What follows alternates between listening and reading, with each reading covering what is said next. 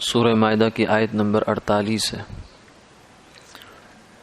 اعوذ باللہ من الشیطان الرجیم، بسم اللہ الرحمن الرحیم۔ وَأَنزَلْنَا إِلَيْكَ الْكِتَابَ بِالْحَقِّ مُصَدِّقًا لِمَا بَيْنَ يَدَيْهِ مِنَ الْكِتَابِ وَمُهَيْمِنًا عَلَيْهِ فَاحْكُم بَيْنَهُم بِمَا أَنزَلَ اللَّهُ وَلَا تَتَّبِعْ أَهْوَاءَهُمْ عَمَّا جَاءَكَ مِنَ الْحَقِّ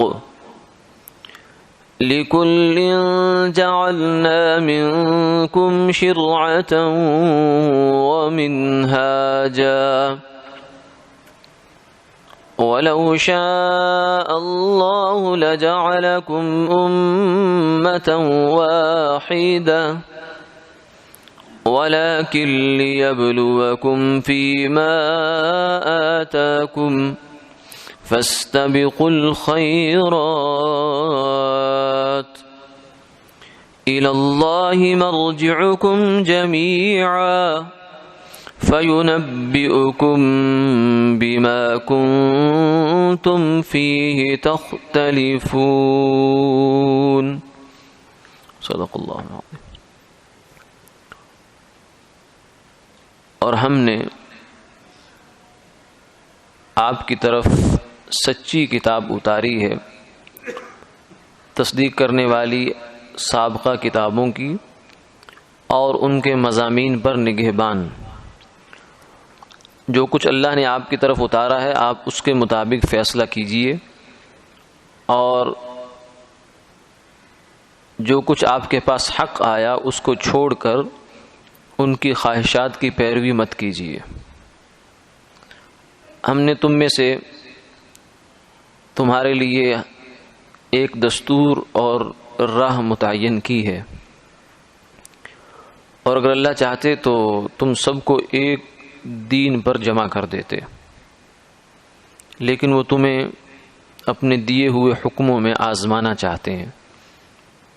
تم بھلائیوں کی طرف دوڑ کر چلو، اللہ ہی کے پاس تمہیں لوٹ کر جانا ہے سب کو، وہ تمہیں ان چیزوں کے بارے میں بتا دیں گے جن میں تم اختلاف کرتے تھے۔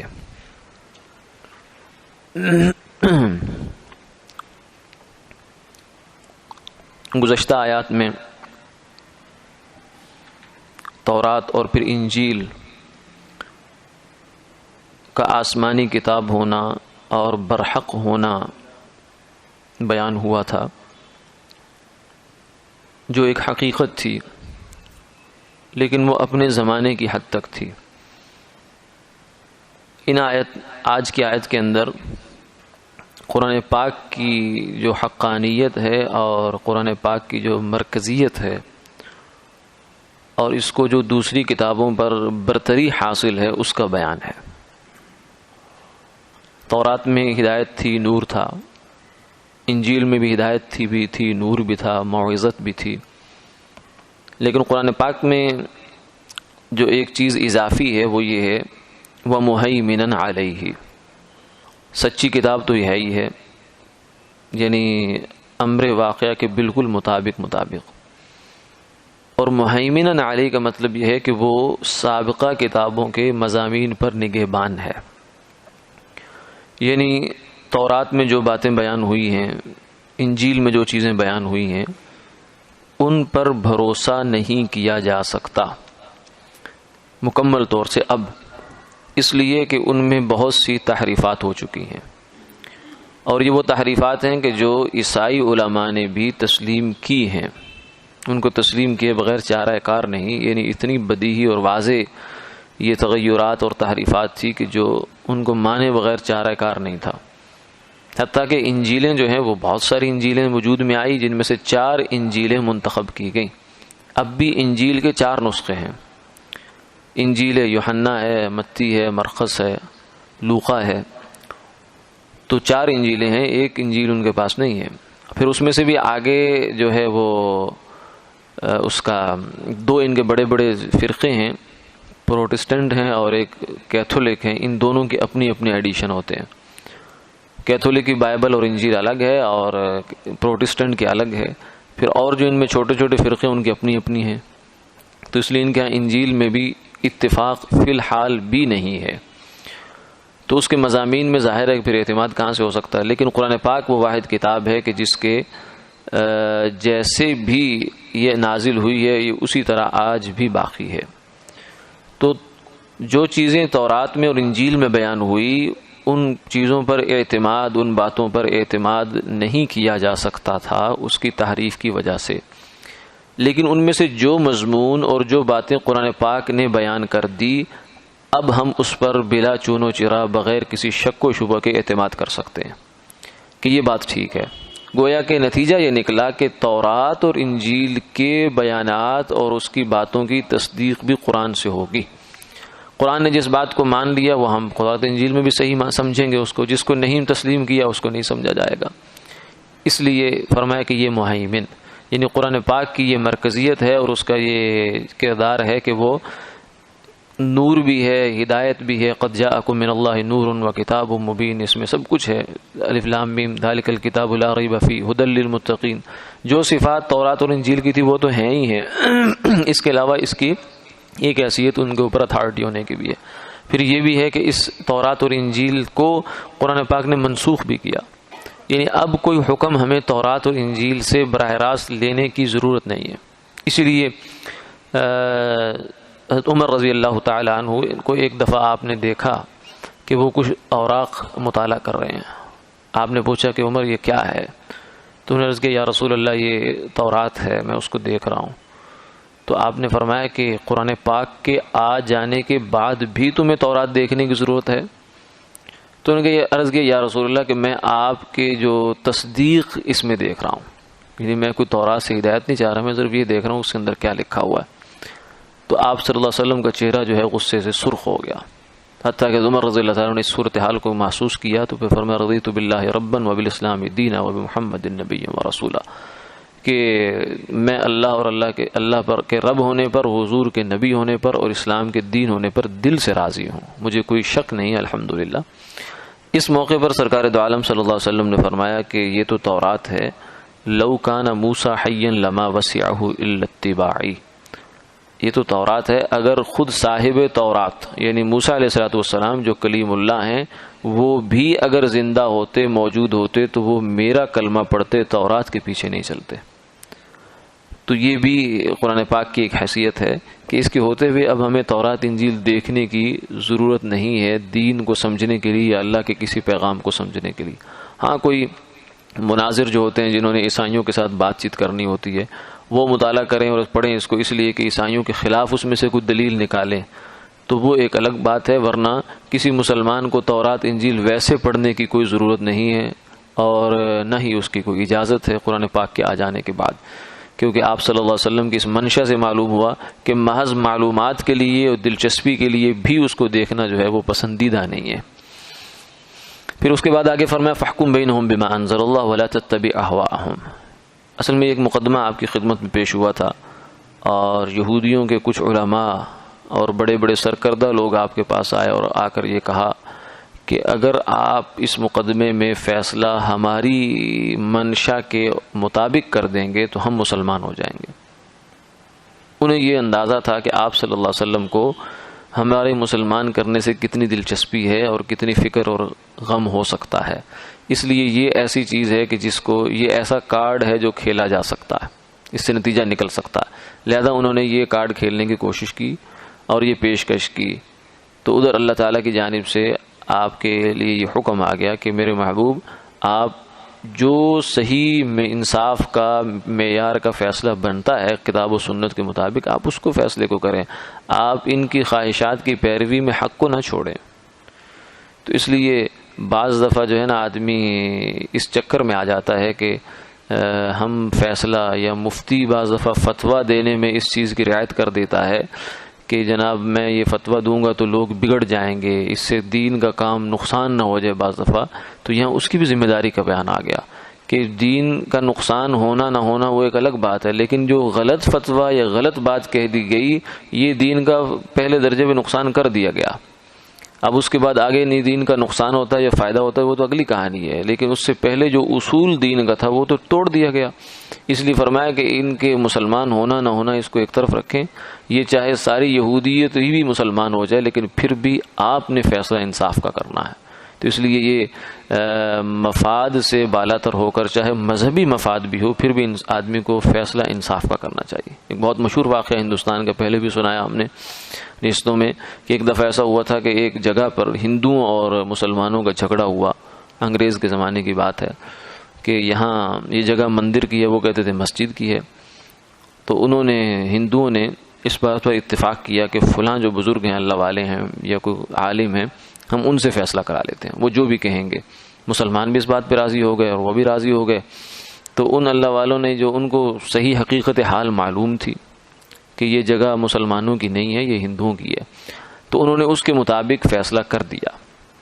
تو اس فیصلے پر جو ہے وہ ایک انگریز نے یہ تبصرہ کیا تھا، اس نے کہا کہ آج مسلمان تو ہار گئے لیکن اسلام جیت گیا، یعنی اسلام نہیں ہارا۔ اگر یہ فیصلہ مسلمانوں کے حق میں ہوتا تو مسلمان تو شاید جیت جاتے لیکن اسلام ہار جاتا، یعنی جو اصول ہیں فیصلے کے انصاف پر مبنی جو اصول ہیں وہ قربان نہیں ہوئے۔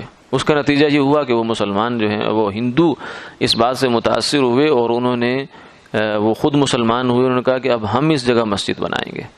تو یہ بعض دفعہ انسان کو لگتا یوں ہے کہ ہم یہاں شریعت کا حکم بدلیں گے، توڑیں گے، موڑیں گے تو فائدہ ہو جائے گا، دین کا فائدہ ہوگا، لیکن وہ فائدہ صحیح فائدہ نہیں ہے۔ اصل فائدہ وہ ہے جو اللہ کا حکم پورا کرنے میں فائدہ ہے۔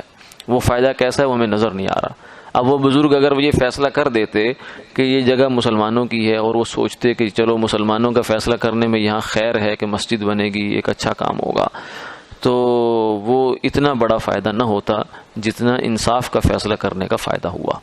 کہ نتیجہ کیا ہوا؟ قوم بھی مسلمان ہوگی اور جو مقصد تھا وہ بھی اللہ نے پورا کر دیا۔ تو بعض دفعہ دین پر چلنے میں، دین کا فیصلہ کرنے میں آدمی کو وقتی طور پر نقصان نظر آ رہا ہوتا ہے، لیکن اس کے پیچھے اللہ نے فائدہ چھپا رکھا ہوتا ہے جو نظر نہیں آ رہا ہوتا، وہ امتحان ہوتا ہے، وہی ایمان بالغیب ہوتا ہے۔ تو اس لیے فرمایا کہ اگر یہ سارے بھی مسلمان ہو جائیں تو آپ کو اس کی پرواہ کرنے کی ضرورت نہیں ہے، آپ فیصلہ اپنے انصاف پر ہی فرمائیے۔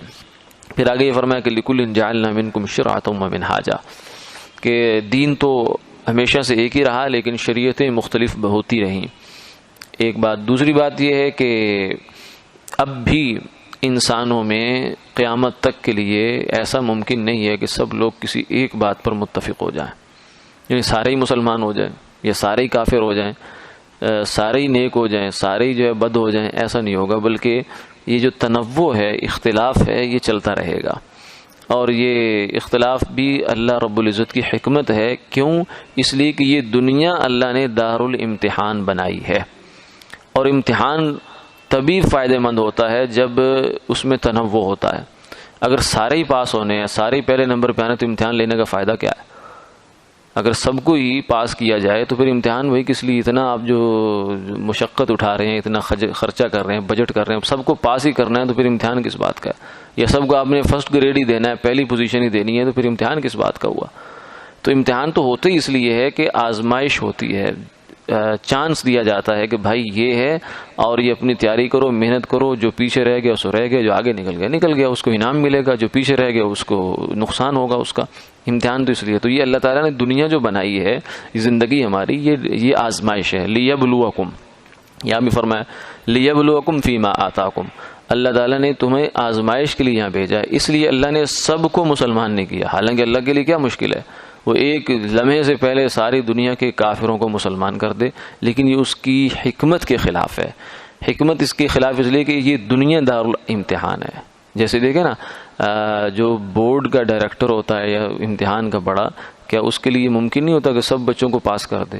پاس کرنا ممکن ہے، لیکن وہ جو پورا سسٹم ہے جس کے تحت وہ اسکول ہوا، پڑھائی ہوئی، 6 مہینے، سال، یہ وہ سب کی محنتیں جو ہے وہ، اس پر اعتراض جو ہے وہ سب سے پہلے اس کو ہوگا جو محنت کر کے پاس ہوا ہے۔ وہ کہے گا یہ کیا بات ہے کہ گھوڑا اور گدھا برابر کر دیا گیا ہے، افنجعل المسلمین کالمجرمین، فرمایا کہ ہم بھی ایسے نہیں کرتے کہ ہم کیا مسلمانوں اور مجرموں کو برابر کر دیں، ماننے والوں نافرمانوں کو برابر کر دیں.